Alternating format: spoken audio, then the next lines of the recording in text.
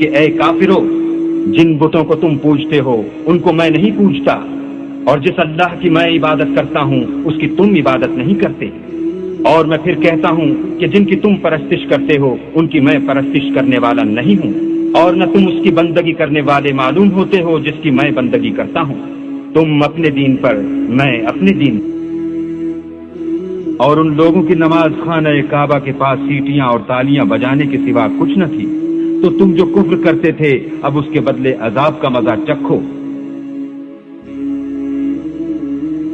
لوگوں، ایک مثال بیان کی جاتی ہے، اسے غور سے سنو کہ جن لوگوں کو تم اللہ کے سوا پکارتے ہو وہ ایک مکھی بھی نہیں بنا سکتے، اگرچہ اس کے لیے سب اکٹھے ہو جائیں، اور اگر مکھی ان سے کوئی چیز چھین لے جائے تو اسے اس سے چھڑا نہیں سکتے۔ طالب اور مطلوب یعنی عابد اور معبود دونوں گئے گزرے ہیں، ان لوگوں نے اللہ کی قدر جیسی کرنی چاہیے تھی نہیں کی۔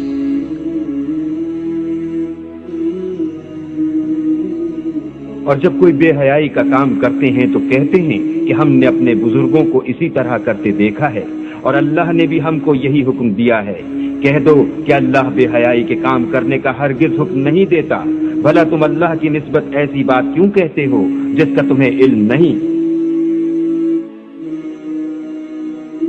اور جن کو تم اللہ کے سوا پکارتے ہو وہ نہ تمہاری ہی مدد کی طاقت رکھتے ہیں اور نہ خود اپنی ہی مدد کر سکتے ہیں،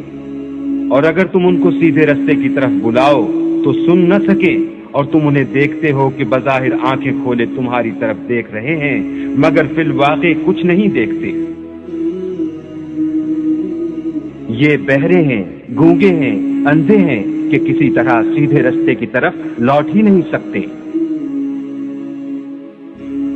اور جن لوگوں کو یہ اللہ کے سوا پکارتے ہیں وہ کوئی چیز بھی تو نہیں بنا سکتے بلکہ خود ان کو اور بناتے ہیں، وہ لاشیں ہیں بے جان، ان کو یہ بھی تو معلوم نہیں کہ اٹھائے کب جائیں۔ تمہارا معبود تو اکیلا اللہ ہے، تو جو آخرت پر ایمان نہیں رکھتے ان کے دل انکار کر رہے ہیں اور وہ سرکش ہو رہے ہیں۔